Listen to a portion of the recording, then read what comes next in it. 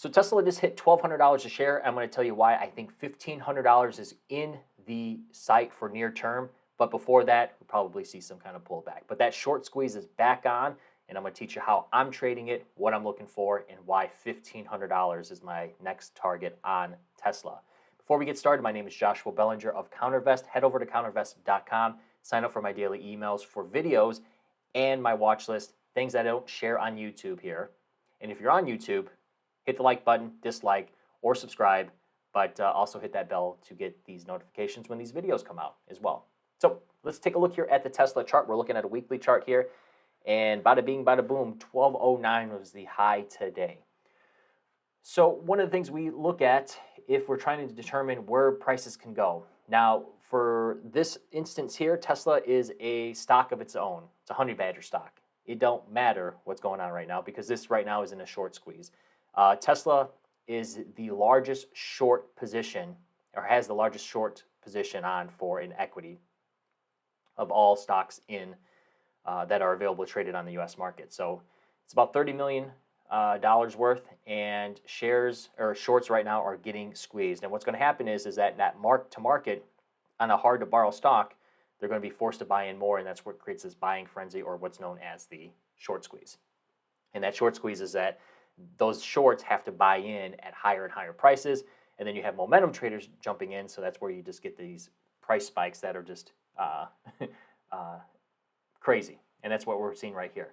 So the first target here was $1,200, and that is just taking this level here from this level, previous resistance, to the low here, and it broke out, and that's about a 300-point range. We're looking at 900, so at $1,200 per share is the first target. My next target is $1,500.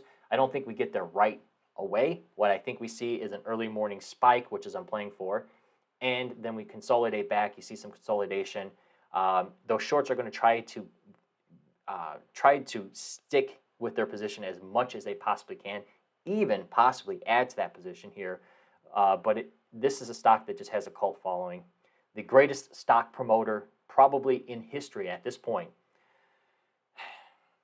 Elon Musk, and it's just interesting how certain promoters are bad guys, but this guy can get away with pumping his 420 stock and continuously pumps it, and it's just a cult following. And I do dare say the crappiest cars that are on the planet. I mean, these things are just crap. My opinion only, but I would never own one of those things, ever. And I've said this many times. And I know some of you are going to leave some comments. Hey, it's okay.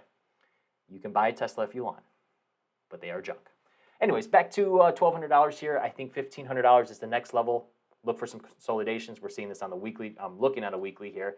If we just move this to a daily here, notice that the amount of shares. If I just took a quick peek back at 2 years, it's interesting to see that more volume took place last year than it is going right now here. So we may see some of that flow come back in. One of the reasons why that could be the case is we're seeing money tied up in stocks like GameStop or AMC, where we could start to see some of that come out of those names and come in and play this short-term momentum here, because Tesla was the original OG of short squeezes before the meme stock craze came into play. So taking a look here at the options market in this one, it's crazy right now, and I have 30 right here. Anyways, the expected move for the next 4 days, expected move is either $1,300 or $1,100. It's a $100 price move either or, and next week's expiration, they're pricing in $150 higher or lower. It's a crazy move. And what we're seeing is that skew inverted, meaning that calls are actually priced higher than the put side. And that's interesting because typically on equities, you see the risk on the put side because the fear of selling off or fear of a movement lower is greater than a crash higher. So crash lower is always greater than the crash higher, but what they're pricing in right now is a crash higher. Doesn't typically happen that way, but that's just kind of the frenzy that we're seeing here. So oftentimes people will try to sell call spreads. Now, if you sell a call spread in this one, you've got to make sure it's wide. A lot of people try to sell junk here, but getting in front of a freight train like this is just not the best way to do it.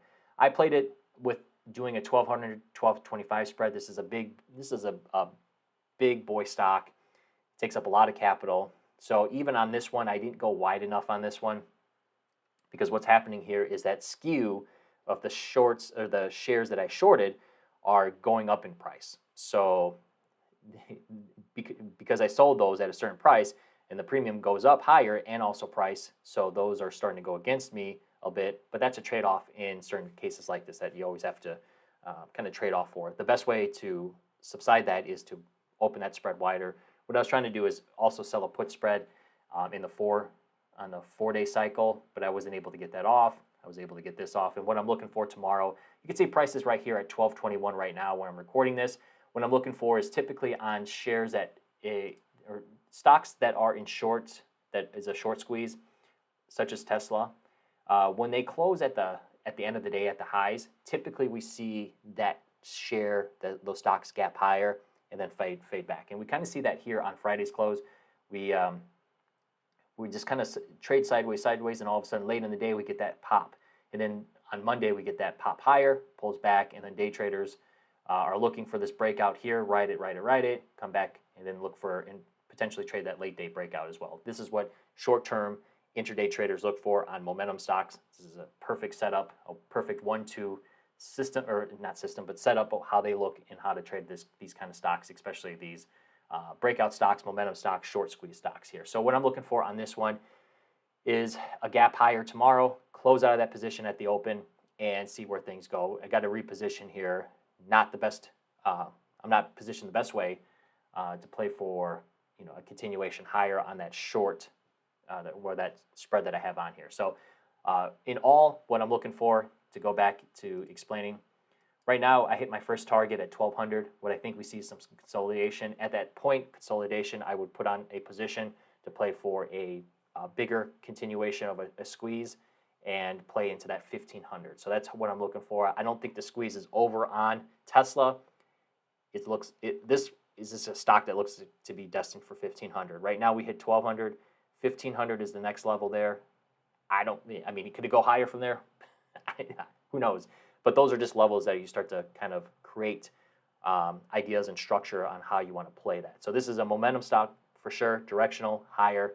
At this point, typically when we get outside these Bollinger Bands, you see it pause a bit, catch up a little. It takes time to catch up, and then we see that next pop higher. So again, 1500 is where I'm looking at, and that's right around here.